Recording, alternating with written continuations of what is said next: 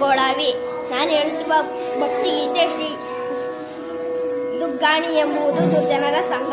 ರಚನೆ ಪುರಂದರದಾಸರು. ರಾಗ ಮಾಯಾಳ, ರೂಪಕ ತಾಳ. ನಾನು 8ನೇ ತರಗತಿಯಲ್ಲಿ ಓದುತ್ತಿದ್ದೇನೆ. ನಮ್ಮ ಶಾಲೆಯ ಹೆಸರು GHPS ಬೆಳಗೋಳವಿ.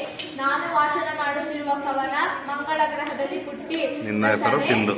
ಎಂ ಗೋವಿಂದ ರೆಡ್ಡಿ. ಆಗಸದಲ್ಲಿ ಹಾರುವುದೆಂದರೆ ಪುಟಾಣಿ ಪುಟ್ಟಿಗೆ ಬಲು ಇಷ್ಟ. ಆಗಸದಲ್ಲಿ ಹಾರುವುದೆಂದರೆ ಪುಟಾಣಿ ಪುಟ್ಟಿಗೆ ಬಲು ಇಷ್ಟ.